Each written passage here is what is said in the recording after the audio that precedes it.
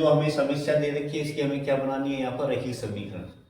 रैखिक समीकरण बनाने के लिए सबसे पहले हमें क्या दे रखा है, जो ज्ञात करना है उसको हमें एक्स और वाई के रूप में ज्ञात करना है। तो हमें यहाँ पर दो अंकों की संख्या दे रखी है और हमें क्या ज्ञात करना है, यहाँ पर संख्या। दो अंकों की संख्या में क्या होता है आपका इकाई अंक और दाई अंक। दो अंकों की संख्या में क्या होता है आपके इकाई अंक और दाई अंक। इसका मतलब दो अंकों की संख्या किससे बनेगी, आपके इकाई अंक और दाई अंक से। तो सबसे पहले हम इसी को मान के चलते हैं कि माना इकाई अंक एक्स और दाई अंक वाई है। आपके दे रखते यहाँ पर माना इकाई अंक एक्स व दाई अंक वाई है। दो अंकों की संख्या आपकी 10 से स्टार्ट होती है, सबसे छोटी 10 और सबसे बड़ी आपकी 99 है। तो दो अंकों की संख्या में क्या होता है आपकी इकाई अंक और दाई अंक। तो हमने इकाई अंक x मान लिया और दाई अंक हमने हम यहाँ पर y मान लिया। तो संख्या का क्या फॉर्मूला बनता है आपके यहाँ पर, संख्या का फॉर्मूला बनेगा आपके 10 गुणा में दाई अंक, 10 गुणा में दाई अंक और प्लस में क्या आएगा आपके इकाई अंक, प्लस में क्या आएगा आपके इकाई अंक। संख्या का क्या फॉर्मूला बनेगा आपके 10 गुणा में दाई अंक प्लस में इकाई अंक। तो आपकी संख्या क्या बन जाएगी 10 और दाई अंक क्या दे रखा आपके y, तो कितना आएगा आपके 10y प्लस में x। तो ये क्या बनेगी आपकी एक संख्या। अब हम क्वेश्चन के अनुसार चलते हैं कि दो अंकों की संख्या, अंकों की संख्या के अंकों का योग है। जो संख्या बन रही है उनके अंकों का योग 9 है और हमने अंक क्या माना है यहाँ पर x और y। तो क्या आएगा आपके यहाँ पर x प्लस y बराबर में 9। ये तो क्या बनेगी आपकी समीकरण 1। दूसरा सेंटेंस क्या देता है, इसे संख्या का 9 गुना, संख्या के अंकों को पलटने से बनी संख्या का 2 गुना है। तो संख्या तो हमें मिल गई, तो अब हमें क्या ज्ञात करनी है, अंकों को बदलने पर बनी संख्या। अंकों को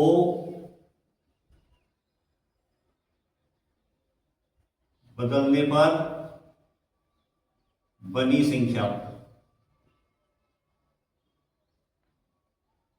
तो हमने x की जगह पर y कर देंगे और y की जगह पर x करेंगे तो आपके अंक बदल जाएंगे। यहाँ पर क्या करेंगे, यहाँ पर अंक बदल जाएंगे, x की जगह पर y और y की जगह पर x। ऐसे यदि हम संख्या में चेंज करेंगे तो क्या मिलेगा आपको 10x प्लस में y। तो अंक बदलने पर कौन सी संख्या बनेगी आपके 10x प्लस y। तो हमें दे रखा है यहाँ पर इस संख्या का 9 गुना, संख्या हमारी क्या दे रखी है 10y प्लस x। तो इस संख्या का 9 गुना 10y प्लस x, इसका 9 गुना किसके बराबर आएगा आपके, अंक बदलने पर बनी संख्या के 2 गुने के बराबर। संख्या का 9 गुना किसके बराबर आएगा यहाँ पर, अंक बदलने पर बनी संख्या के 2 गुने के बराबर। तो ये हमारी दूसरी समीकरण आ गई, इसको हमें सोल्व करना है। 9 को 10y से गुणा किया तो कितने आएंगे आपके 90y।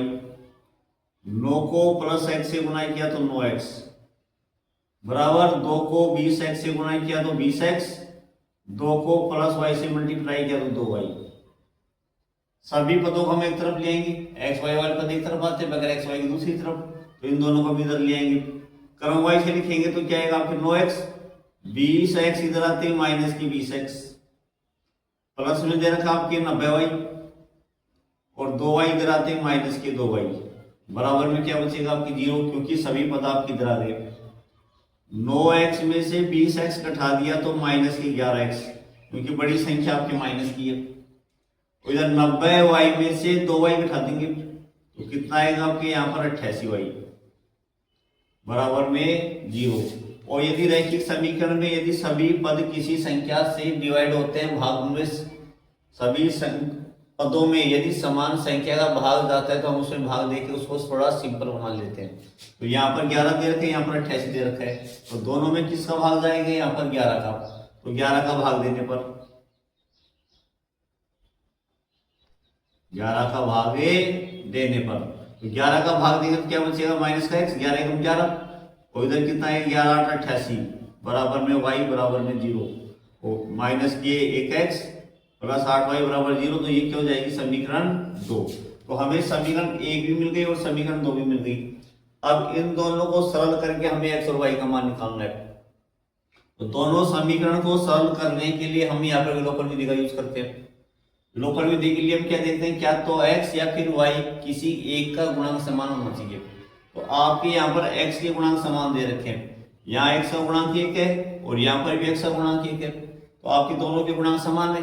तो हमें यहाँ पर और कुछ चेंज करना नहीं है, सिर्फ हमें क्या करना है, समीकरणों को प्लस माइनस करना है। तो समीकरण 1 दे रखी है आपकी x प्लस y बराबर में 9, और समीकरण 2 दे रखी है आपकी माइनस का x प्लस 8y बराबर में 0। फिर हम क्या देखते हैं, जिनके गुणांक समान है उनके चिन्ह समान है या फिर अलग अलग। यदि समान चिन्ह होते हैं तो हम माइनस करते हैं और समीकरणों को माइनस करेंगे, और यदि आपके अलग अलग चिन्ह होंगे तो हमें क्या करना है, समीकरणों को जोड़ना है। तो यहाँ पर x के चिन्ह दोनों अलग अलग है, तो हमें क्या करना है, यहाँ पर जोड़ना है, समीकरणों को जोड़ना है। संख्याओं में अलग चीज लगता है, तो यहाँ समीकरणों को जोड़ना है। जोड़ेंगे तो आपके कोई चिन्ह चेंज नहीं होगा। तो x तो आपके कट जाएगा क्योंकि एक प्लस का x है और एक माइनस का x, और इधर क्या है, प्लस का 1y और प्लस के 8y, तो टोटल कितने हो जाएंगे आपके 9y, और 9 में 0 जोड़ दिया तो कितना आएगा आपके 9। y का मान निकाल लेंगे तो 9 का ऐसे भाग दे देंगे, तो 9 में 9 का भाग देंगे तो कितनी बार जाएगा आपके, एक बार। तो y का मान हमें मिल गया। अब हमें किसका मान चाहिए, x का। x का मान निकालने के लिए y का मान हम किस में रख देंगे, यहाँ पर समीकरण 1 में। तो y का मान समीकरण 1 में रखने पर